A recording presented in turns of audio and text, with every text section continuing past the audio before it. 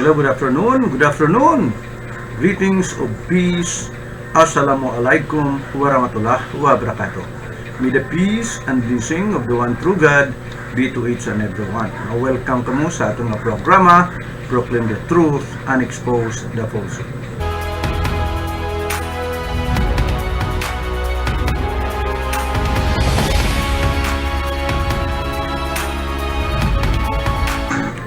Hello, how are you? Sa liwat, ako gali si Engineer Ronnie Albao, ang inyong Bible Falsehood Exposer. Sige. Welcome kamo sa aton nga programa.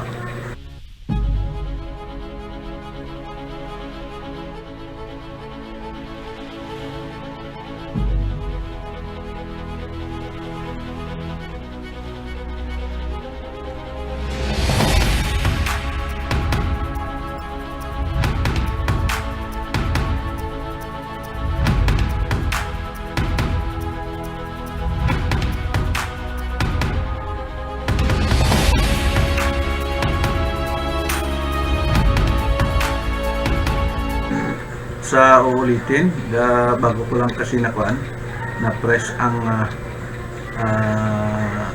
online or live na Facebook. So sa ulitin, greet lang ulit Islamic greetings. Assalamualaikum warahmatullahi wabarakatuh.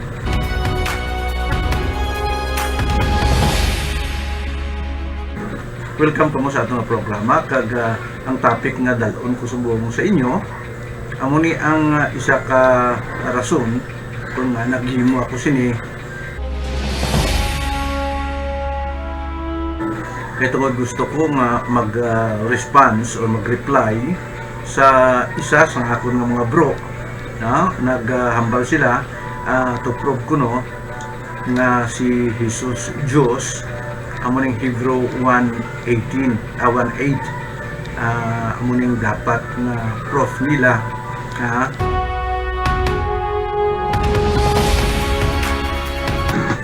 nga si Jesus is God, kay ang amay or God the Father nagtawag sa iya anak naghambal, thy throne o God.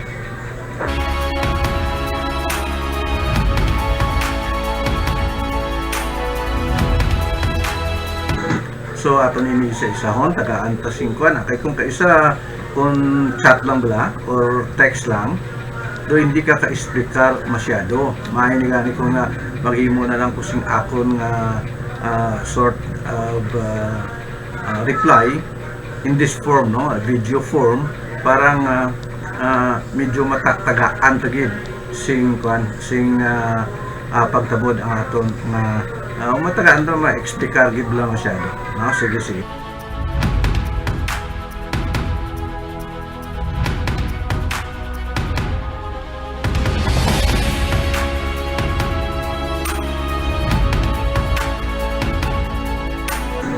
So sige hindi na kita magpaligoy-ligoy pa, simulan na naton. So reply ko ini, i-disprove ko nga ining Hebrew 1:8 actually isa ka pamatuod nga si Jesus amo ang Dios. Okay, ang amay ko nang gambal thy throne o God. Sige. Sige. Areyo ang isa-isaw naton i-plastar ta ang bersikulo mismo kag aton istoryahan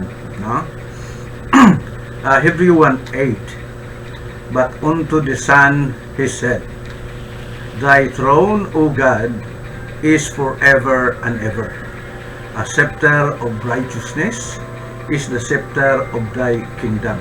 Sa 9, thou hast loved righteousness and hated iniquity. Therefore God, even thy God, hath anointed thee with the oil of gladness above thy fellows. So amo ni siya, ginaplastar sang akon mga kadibati ang amo ni nga bersikulo. Okay, ini bala ang do blue nga kwan, naka-underline diri nga blue. But unto the Son he said, medyo sa akon nga pag-study isa ini ka concoction or addition kag may mga proof ako sina diri, ha? So i-plaster ko lang anay. Ang Hebrew kun imo lang taon, ang Book of Hebrew actually kung lang taon mo sa chapter 1 verse 1 ginahambal diri, no? Medyo tayo kwanta anay talakayon ta ang Hebrew, no? Sino bala ang nagsulat sino ang ginapatuhuyan, no? So basahon ta ang Hebrew 1:1. God who at sundry times and in diverse manners speak in time past unto the fathers by the prophets, no? Sang ano daw nung mga nakaraang panahon, medyo early pa ang mundo, no? Ang Diyos ay nagsasalita sa atong mga forefathers, sa atong mga prophets, no? Sa atong mga fathers to through sa prophets. Sa verse 2, hath in these last days spoken unto us by His Son. So pinapakilala dito ng writer, author ng Hebrew, na sa last days, ibig sabihin darating ang panahon, dahil ito sinulat ng Hebrew, may date po ito, no? Almost 2,000 years ago, no? So sa darating ang panahon, or on the last days, ang Diyos ay magsalita through the Son, na kanyang na-appoint, kanyang heir, no? Kanyang trustees sa lahat ng mga bagay-bagay, by whom also He had made the worlds. Okay, yan lang po. So, ang katanungan, sino po ang sumulat ng Book of Hebrews? Kung titingnan mo ang mga scholars, dito sinasabi ang author ng Hebrew is unknown. Mayroong nagsasalita na si Paul daw, traditionally, isa yan sa mga book ni Paul, no?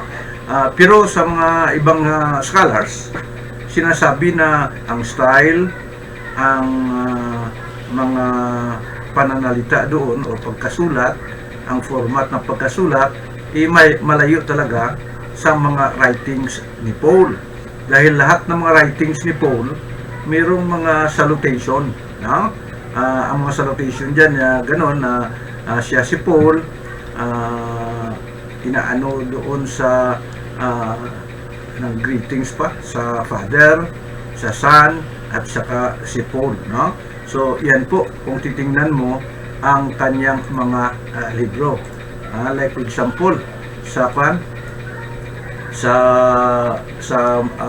ibang mga libro niya, dito sa book na Philemon for example, no? Ito may mga Paul prisoner, no? Kung titingnan mo po dito, of Jesus Christ and Timothy our brother, may mga salutation, may mga greetings po ang style ni Paul. But itong Hebrew, walang ganun, no? Like for example sa Titus, no? Makita mo na si Paul, a servant of God, an apostle of Jesus Christ, according to the faith of God elect. Na yun, mga salutation yan sa book ng sulat ni Paul, sa Timothy, sa Thessalonian, sa Colossians, Philippians, Ephesians. Yan po ang mga mga salutation or opening statement, no? Dito sa Hebrew, kung titingnan mo, hindi talaga parehas. However, since the 3rd century, may mga katanungan po, at ang consensus ng mga scholars, modern scholars, sinasabi ng author po ng Hebrew is unknown, no? So sige, patuloy po tayo. Anong sinasabi dito? I-compare na po natin dito sa Psalms. Dahil yung itong sinasabi ko sa inyo, itong Hebrew 1:8, kung titingnan mo, quotation po ito. Quotation po ng writer. Na quotation po ng writer, kinuha niya po sa Old Testament. No? Observe mo yung itong but unto the Son he said. This is actually an insertion. No? So sinasabi ko sa inyo na ito, no? Like for example, ang katugma nito ito sa Psalms 45:6. No, sa Psalms 45:6 ang sumulat po nito is si David, no? So si David ang sumulat, pero may nag-compose po nito at sinulat niya lang, no? Pero titingnan mo ang mga wordings dito.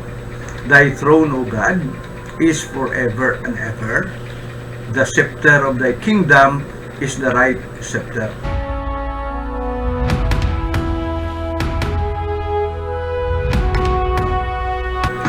Okay, now dito sa Psalms 45:7, thou hast righteousness and hatest wickedness. Therefore therefore God, thy God, hath anointed thee with the oil of gladness above thy fellows. Titingnan mo, itong quotation na to, almost word for word, na kinopya ng writers ng Hebrew. Titingnan mo, babasahin mo, at titingnan mo sa Bible mo dyan, dahil ito rin ang nakasulat sa Psalms 45:6.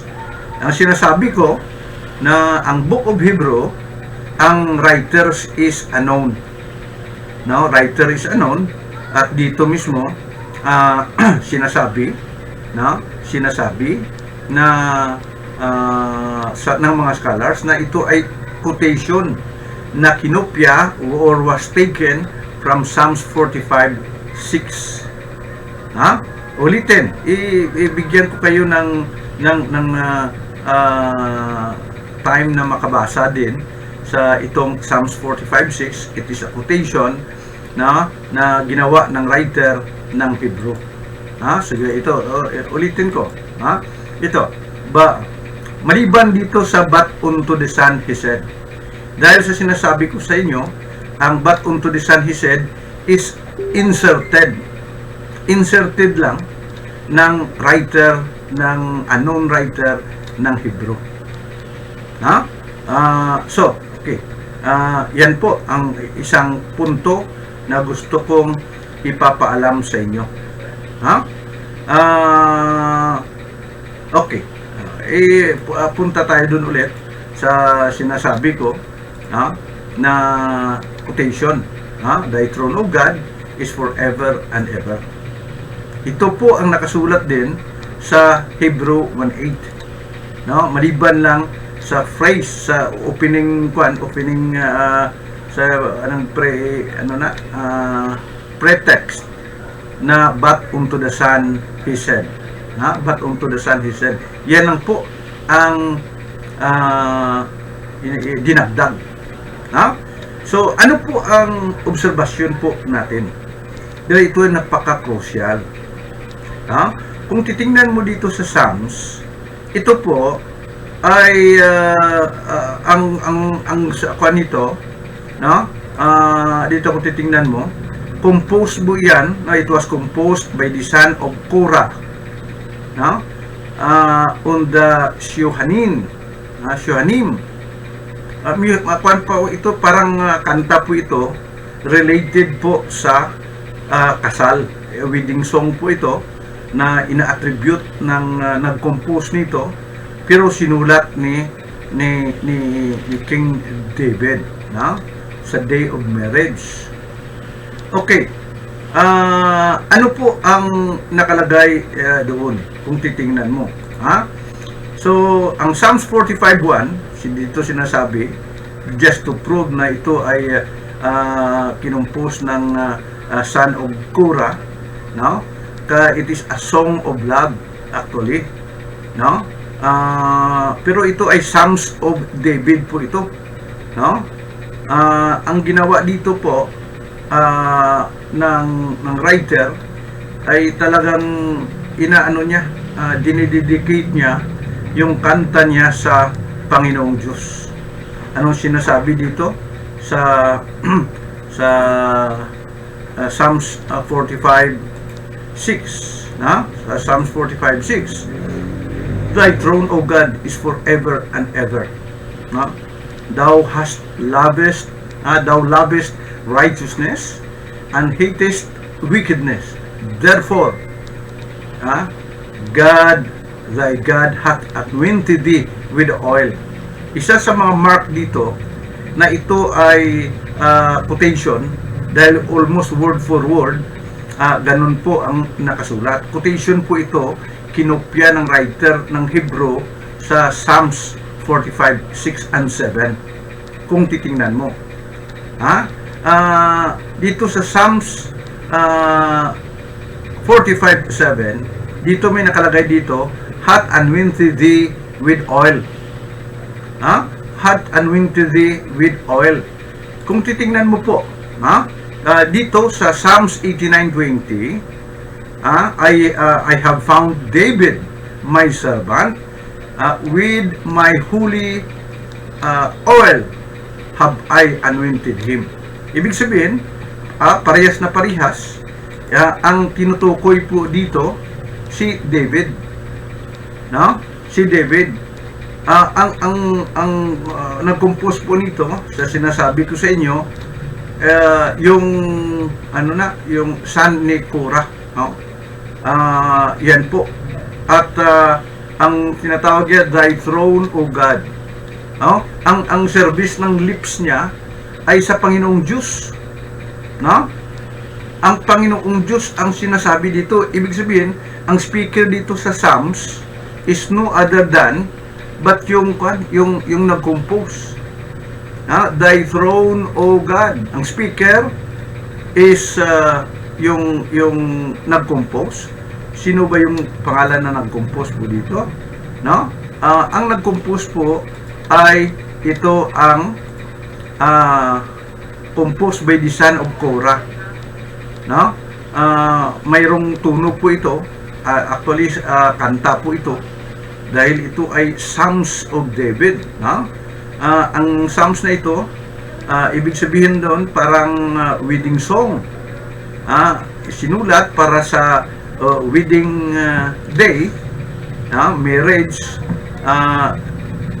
ni Solomon sa isang ni David sa isang foreigner na woman. So royal psalms po ito, no? So ang speaker or ang nagsulat nito, ang pinanggalingan ng nagsabi na I thy throne, O God, is no other than but yung son of Korah, ang source. Sino po ang sinasabi thy throne, O God? Yung Panginoong Diyos.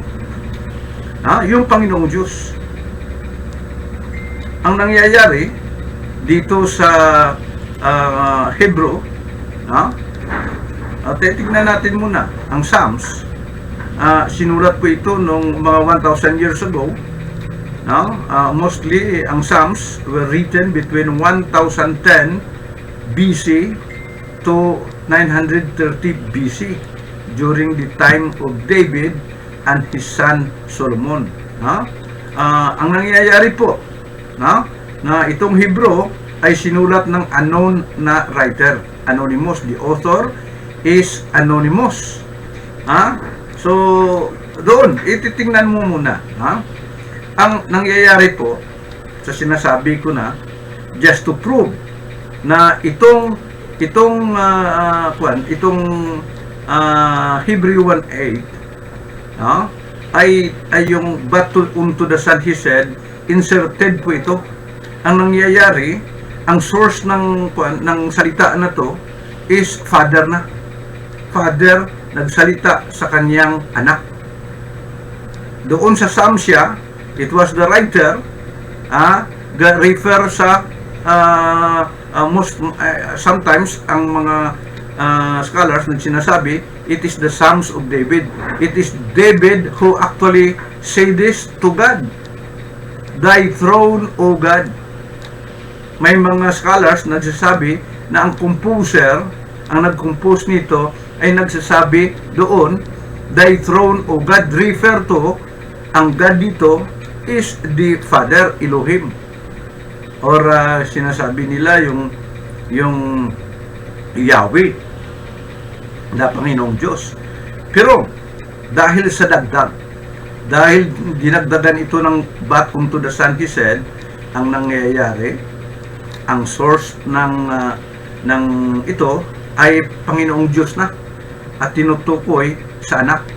So ang anak, it seems na nagiging Diyos na, kaya sinasabi, thy throne, O God. Naintindihan niyo po? Medyo hindi malabo lang siguro akong explanation, pero ganun po, no? Sa Salmos, ang source is David or yung composer, at ang sinasabihan doon na thy throne, O God, is God the Father or Elohim. Whereas itong Hebrew 1:8, ang source nanggaling po itong salita doon sa Father. Patuloy sa anak, ang sinasabi, thy throne, O God. So, yan ba talaga ang dapat na interpretation? Dahil sa isang dagdag na phrase, but unto the Son, He said, nag-iba na. Nag-iba na po. At medyo yan po ang mga reasoning ng mga kaibigan natin, ng mga Christians, na ito daw, ang Father na, ang nagsasabi sa anak na siya ay Diyos. Who are we to question? Pero kung titingnan mo, pag-aralan mo mismo, hindi po yan ang nangyari. Hindi po yan. At kung titingnan mo, sa mga sinasabi ko kanina, kung titingnan mo, kontra po ito sa mga other mga verses na makita po sa Biblia. Kung ito titingnan mo Hebrew 1:8 sa kanina, Hebrew 1:8, titingnan mo dito, parang dalawa ng Diyos. But unto the Son, ang Father nagsasalita dito He said. So, mayroong dalawa ng Diyos, ang Father at yung Son. Dahil ang Son tinatawag, thy throne, O God, is forever and ever. Yan po. Dalawa ng Diyos. Pero salungat po yan. Kung titingnan mo, salungat po yan sa ibang mga verses ng Biblia. Like for example, itong sinasabi ko, Isaiah 43:10. Bakit sinasabi ko na salungat yan? Or hindi magkatugma sa talagang teaching ng Biblia?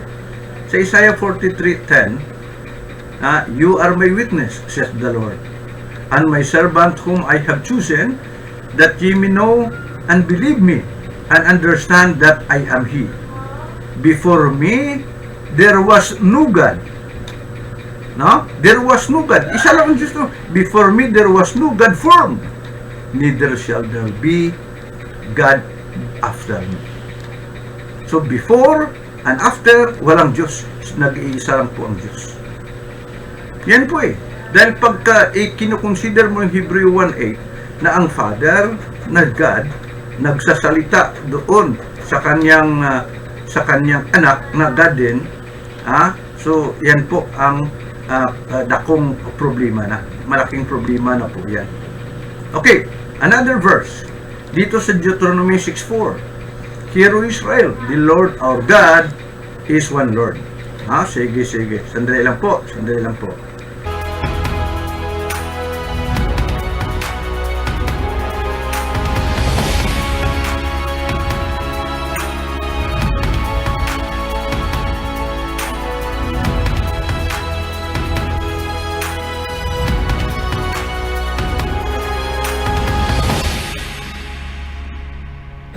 Okay, so dito, yung interpretation, yung formulate, dahil ang sinasabi ko, dahil sa insertion, not the unto the Son, He said, nangyayari po na magkaiba na, dalawa ng Diyos.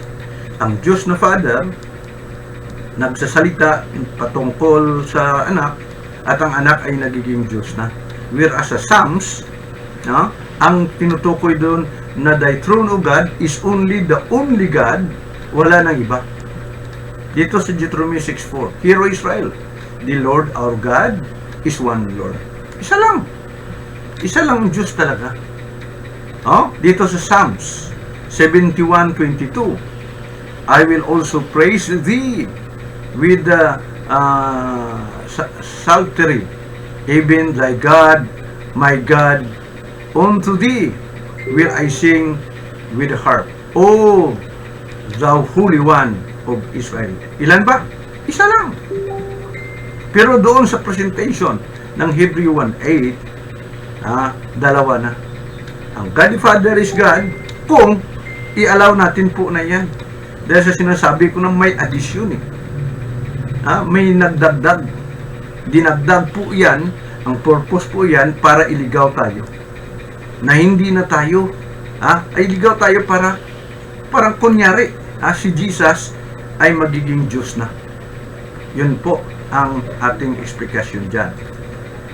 Dito sa 1 Timothy sa New Testament, for there is one God, isa lang Diyos, and one mediator between God and man, the man Jesus Christ.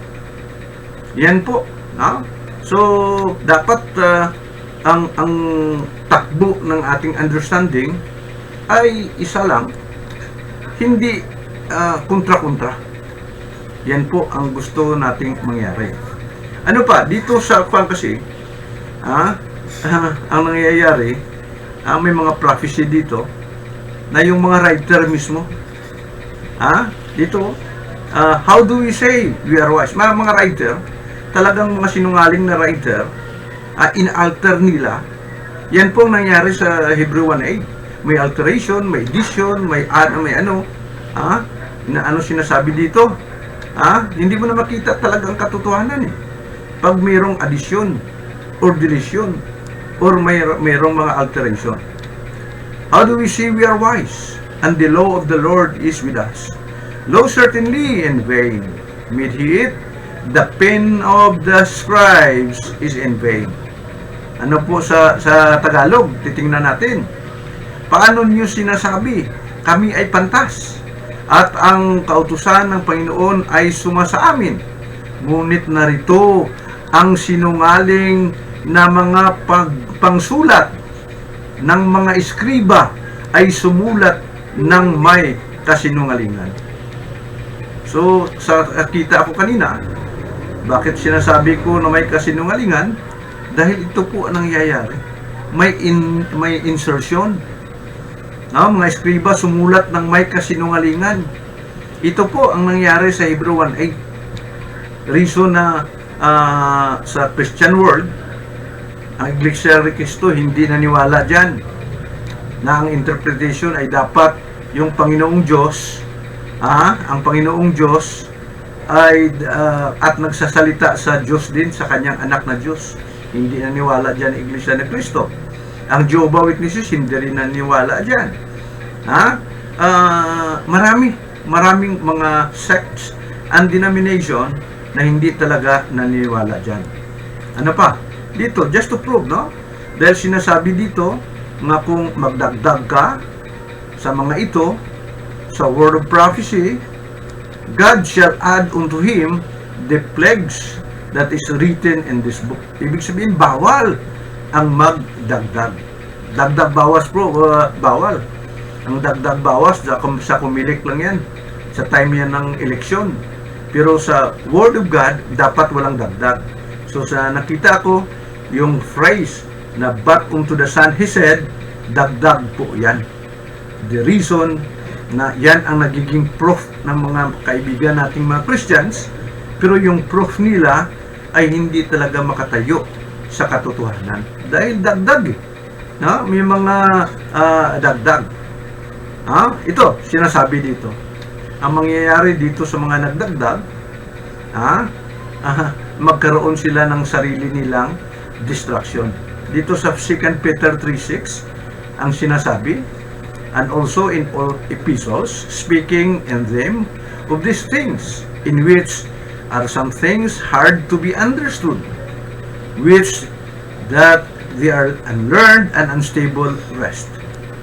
as they do also the other scriptures unto their own destruction. Yan po, medyo hindi maganda dahil kung ganun ang gagawin ninyo, ang mga interpretation mismo ninyo ay salungat sa katotohanan, gumagawa lang kayo ng sariling distraction. So, yan po ang ating presentation sa gabing ito. Sa ulitin, sa sinasabi ko, itong Hebrew 1:8, ang phrase dito na thy throne, O God, is forever and ever. Kapid po yan. Kinopya po yan doon sa Hebrew 45:6. After na kopya, dinagdagan lang po ng itong something blue-green. No? But unto the Son, he said, dagdag po yan. Sinasabi doon, kung magdagdag ka, idagdag din sa iyo ang mga punishment, at magkaroon ng distraction, ang iyong pananampalataya. Hindi ka talaga makapunta sa gusto mong puntahan dahil doon sa mga dagdag na mga bagay-bagay. So sa ulitin, ako po ay si Engineer Ronnie Albao, at ito po ang ating panalangin na dapat open yung heart natin, maibigay natin sa tunay na katotohanan, ang God-given na knowledge natin, dapat nating gamitin. Huwag tayong magiging proud sa ating mga belief. Baka yung belief natin ay makahantong tayo doon sa distraction na sinasabi natin. So, how I wish tayo magsama-sama, pag-aralan po natin yung mga bagay-bagay na sa palagay natin proof na si Jesus ay Diyos. Sa mga verses, mayroon ako ditong mga verses na ipaplastar. Kung interpretation nyo po ganun, magagawa ako ng video just to explain. Dahil may mga kaibigan ako na kahit anong text ko, kahit anong chat ko, hindi rin talaga mahirap pa intindihin. Mahirap umintindi dahil kaya nga medyo may na-set na yung mind nila, na-program na yung mind nila to believe something na talagang hindi totoo. So, yan po. Sa ulitin, ako si Engineer Ronnie Albao, ang inyong Bible Falsehood Exposer. Sa ulitin, may the peace and blessing of the one true God be to each and everyone. So proclaim the truth and expose the falsehood.